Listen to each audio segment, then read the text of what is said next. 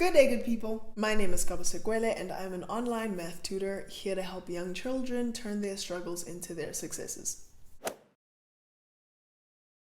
In today's video, we are going to be talking all about helping your child succeed in school. I'll be sharing helpful advice to parents that have children that are either in elementary or middle school. First, I will be discussing what are the most common roadblocks to success, and then I will be sharing with you how you can help your child overcome each one.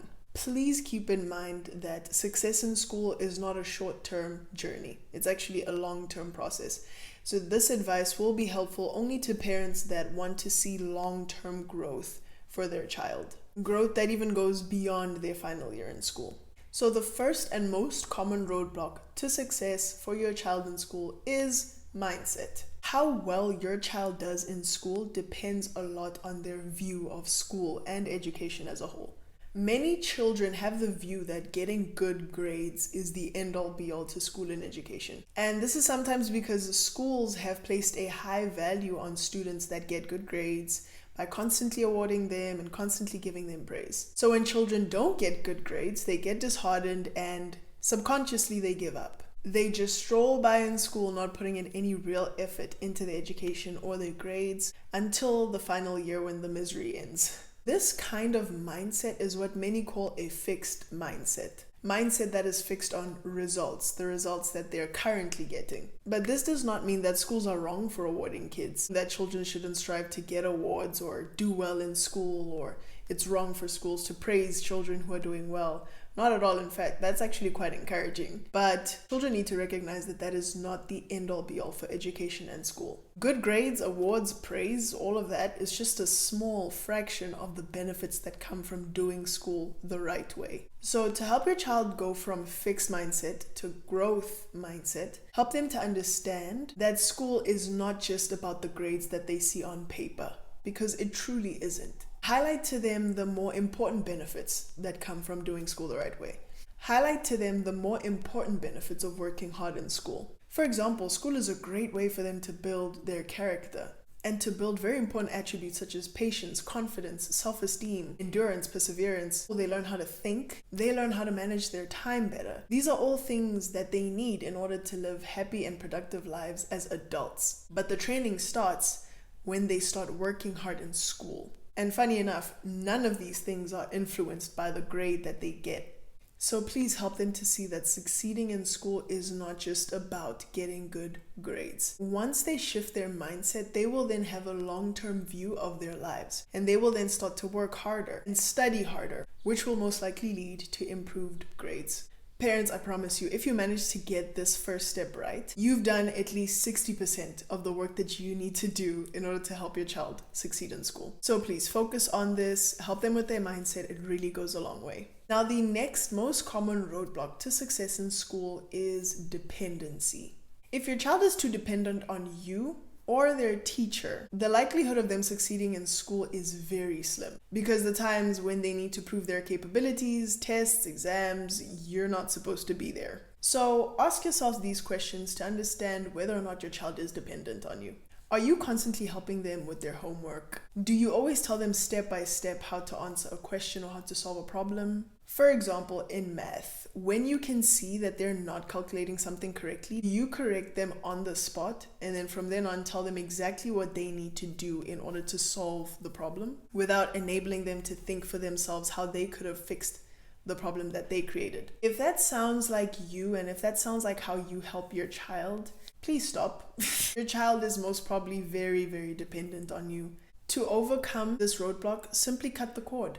When you're helping your child with homework, instead of telling them the answers, instead of helping them to understand what the problem is, ask them questions that will lead them to the right conclusion. That will help them to think and get their minds going, which is exactly what you want, which is exactly what will lead to success. You can even take it a step further. Instead of helping them, you can encourage them to do their own research, thorough research, to make sure that they understand the concept. Then they can come back later and explain to you what they've learned.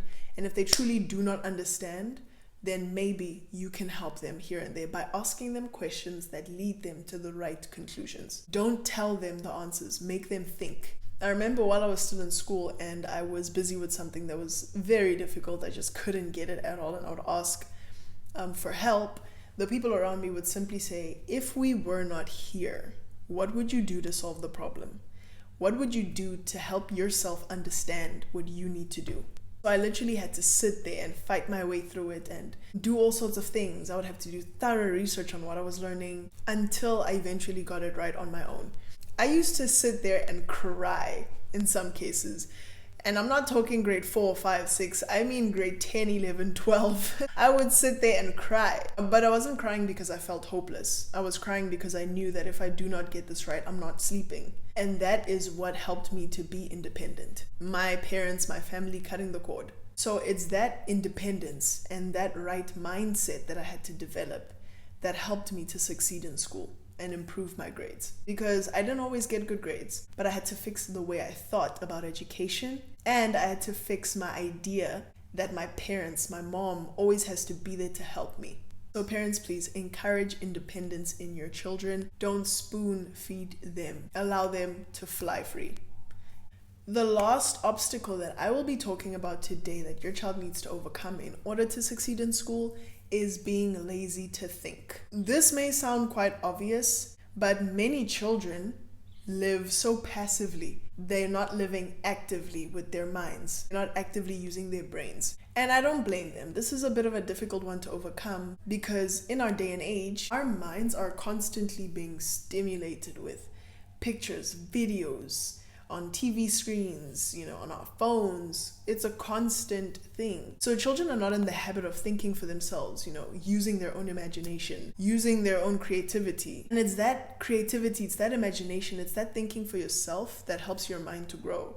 So one of the best ways to help your child overcome this is by encouraging your child to read every single day. Not passively, but actively. Their brain needs to be fully engaged in what they're reading. They need to see themselves in the book they're reading. They need to ask themselves questions about the characters. They need to have mental conversations with the characters of this book. When they do this consistently, they start getting into the habit of thinking, which will then break their habit of being lazy to think. Now, when they think more effectively, they learn more effectively.